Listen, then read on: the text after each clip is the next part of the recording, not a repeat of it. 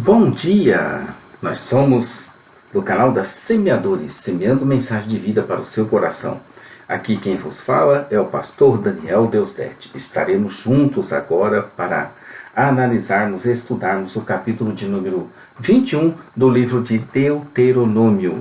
Nós veremos algumas responsabilidades e funções sacerdotais. Você que é uma pessoa sábia, primeiro você vai apanhar sua Bíblia e fazer uma leitura prévia do capítulo 21, com apenas 35 versículos. Depois você vai entrar em meu site blog jamaisdesista.com.br. Lá você vai encontrar a parte escrita dessa narrativa, com ilustrações, gráficos, tabelas. Isso vai ser joia. Então vamos lá, a nossa reflexão de hoje. Conforme já falamos, nos outros capítulos estamos prosseguindo com o tema. Ele é bem extenso.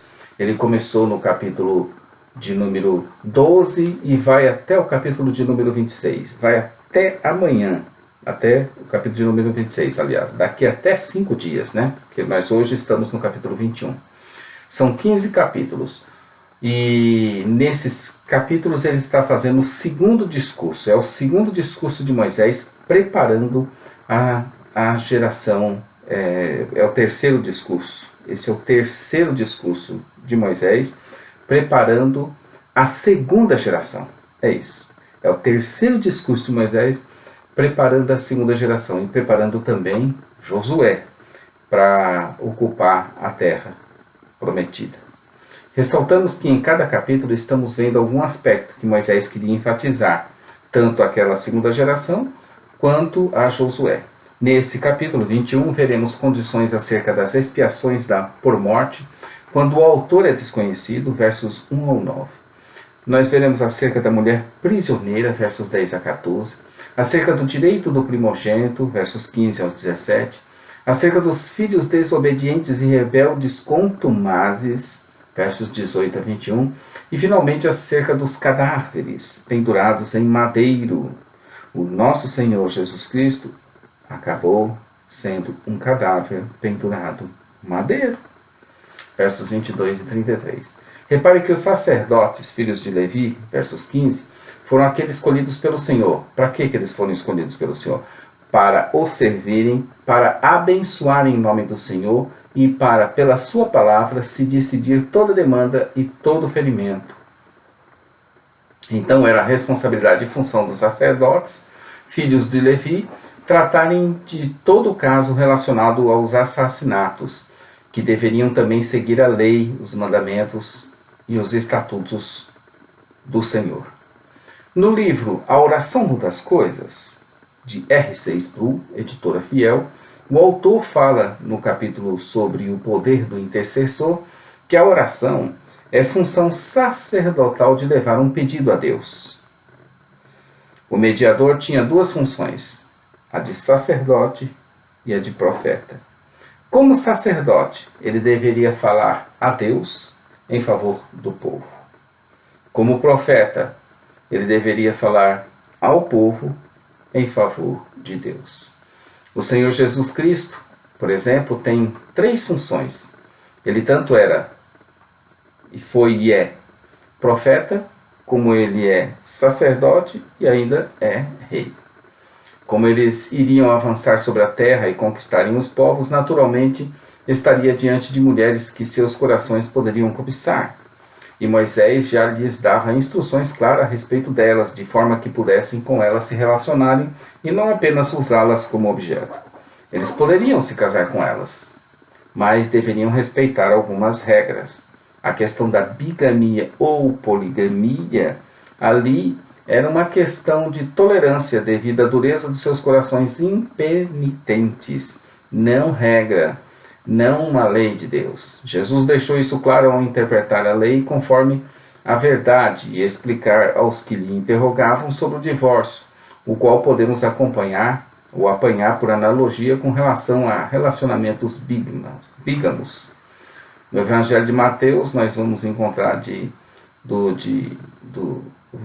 capítulo 19, do verso 1 até o verso 12, e no Evangelho de Marcos, do capítulo 10, do verso 2 até o verso 12.